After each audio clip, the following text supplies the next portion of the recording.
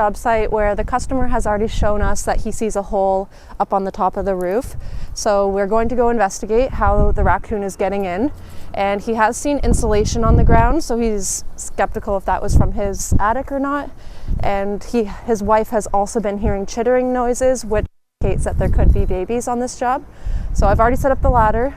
We'll go up and see what's going on and take a look at the hole.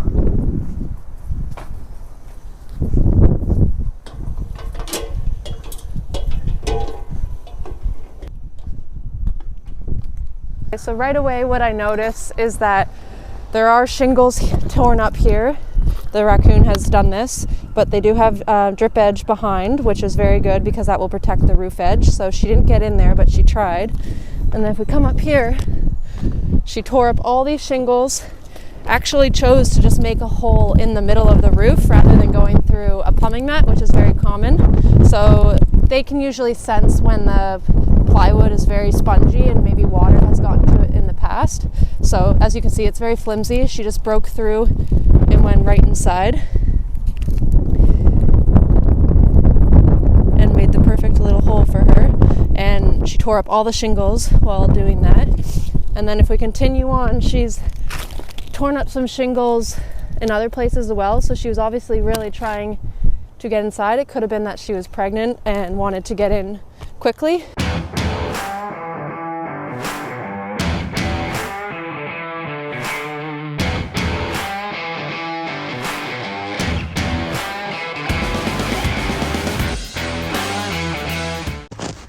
So there's the mother, and I can hear her babies and just see one moving to the right there. So we have to crawl over there. It's pretty tight space, but we'll see if we can get them. And we're right in the way of her entry hole, so she won't even be able to get out. Since she's backing up and her entry hole is right here, I'm not going to try to chase her away or anything. I'm just going to grab her babies with this. She's kind of backing into the corner. Since she's so close, she might be willing to come out and get the babies after. Okay, Mom. I can see them here. Bring them all close. It's okay, Mom. Hey, no! No! Go! Go! You guys know where to go, I don't think. I know, but... Just put them one, but just pop them in front of you.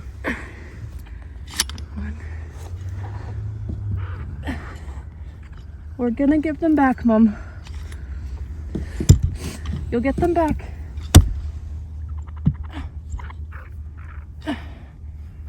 Okay.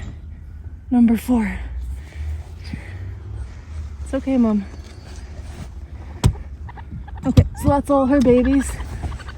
I'll make sure she doesn't come over while I put them in the bag. Let's get this open. It's okay. There's 4 little guys. Their eyes are still closed. And these are the first baby raccoons we've seen this year. They're very tiny. We'll put them in here. Just grab all 3 at once.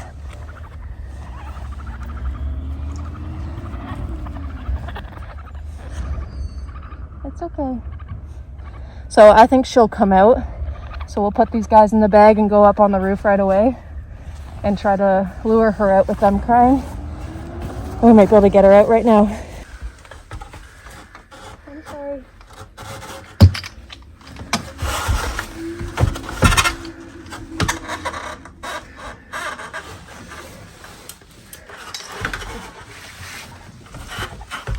Got it. Okay, we're gonna go outside and try to get her out.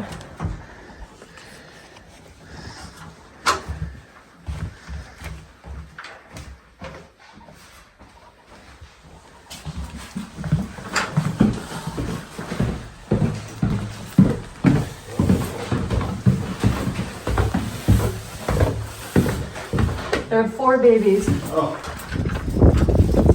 You want to see one?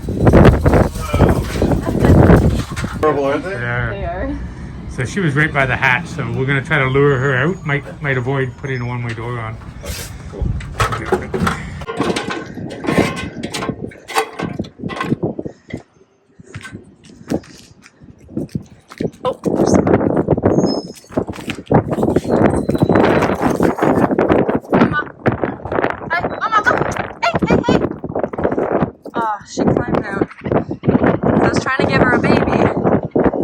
be able to.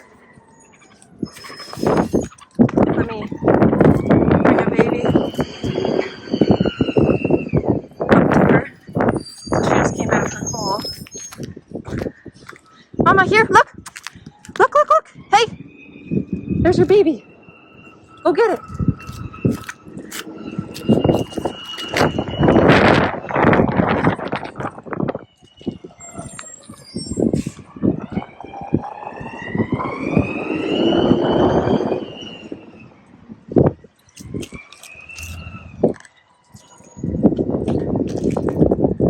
So successfully gave her a baby.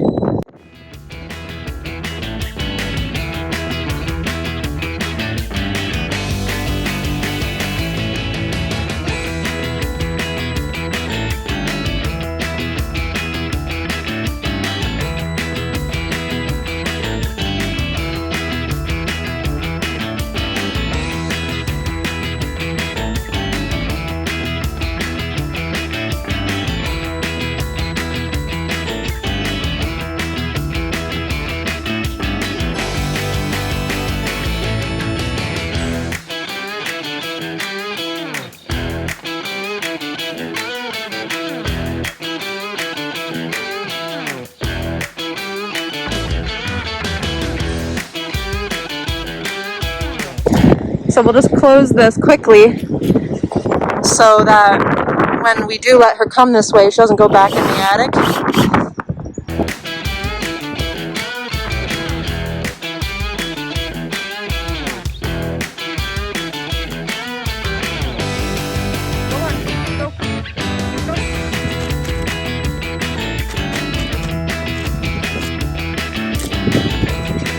Okay, she doesn't seem interested, so we'll leave her here. She'll move on her own time. I don't want to force her to go down.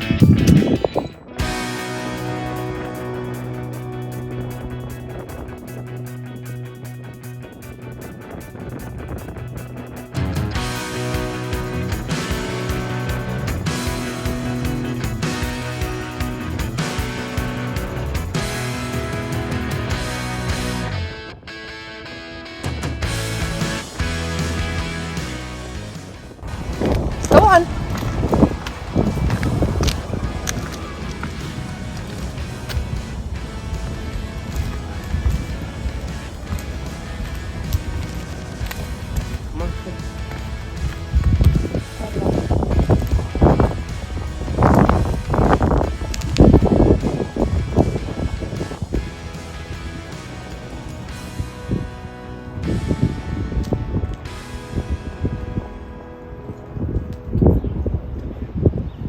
She's going down. So there's one baby successfully with the mother. So we'll continue what we're doing here and put the rest of the babies in the baby box for her. So a part of our job that we don't typically show on the channel is the prevention portion of it. And it is very important to make sure all the multiple spots on the roof are screened in order to keep the animal out, because if we were just to deal with that one entry hole that you saw in the beginning, she would likely come back and tear up the lid of this roof vent or a plumbing mat or even a shingle that you saw before. So we made sure we put sheet metal over where she was tearing at the shingles. We put screws in this box that protects the vent. We also use high-grade caulk that roofers use to make sure there's no water leaking through. So we caulk all of the screws so it's watertight and the customer doesn't have to worry about any future leaks. And this just prevents any wildlife, not just this raccoon, any squirrel or raccoon from getting back in through the roof vents or the plumbing mats. And then this plumbing mat is very close to where the raccoon broke in. So especially important to screen this because she'll come back trying to get back in through her entry hole and could just target this. This is just rubber going around the pipe, so she would very easily tear through that and get right back in. And once she sets up a den, she's going to try to get back in because it was her house, even though she has another one where she's taken one baby. It's always an option. If it's an option to get back into her old den, she'll try. So do all the prevention and then we'll grab a baby box for the babies.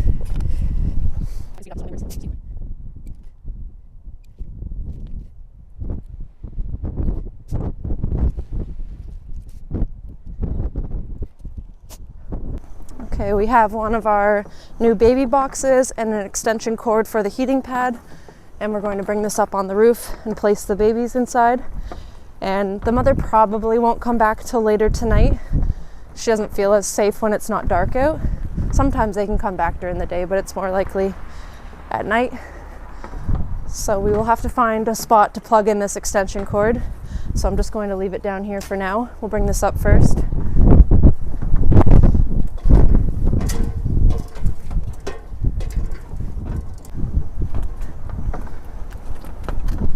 Grab the babies, and we always put the baby box near the entry hole so the mother knows where to find them. She'll come back and look at where she used to get in and be able to find her babies right there. Okay, so before I put them in, I'm just going to attach it to the roof with 2 screws. This just prevents it from sliding backwards and keeps it in place. Okay.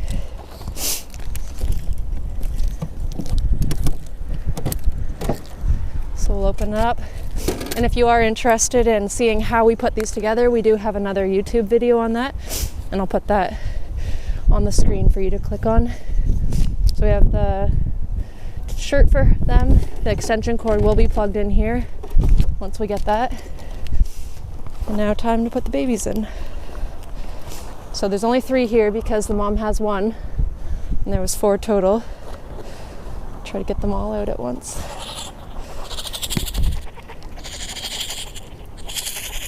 So their eyes are closed, their ears are closed.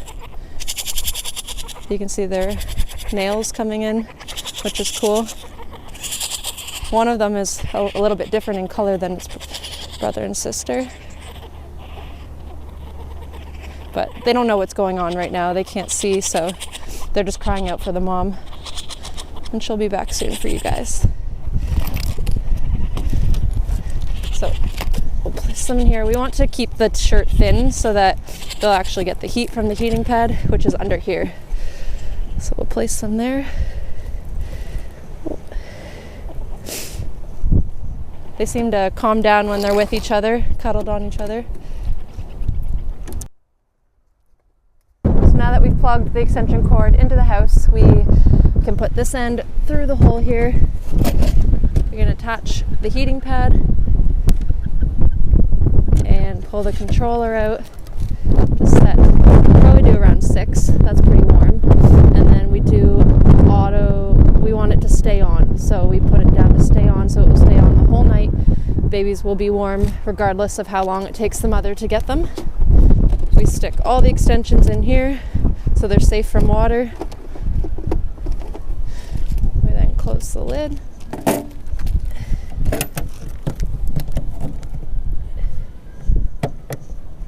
Okay, and we usually just tie the top of the extension cord to the lid just in case someone were to pull the cord from the bottom. We don't want them actually pulling it out of the box and detaching the heating pad. So there we go. And if you can look inside and see the babies all warm with each other. So we're all done for today. We will return tomorrow to check on the box, make sure the mom came overnight and took all of her babies, and we'll see you then.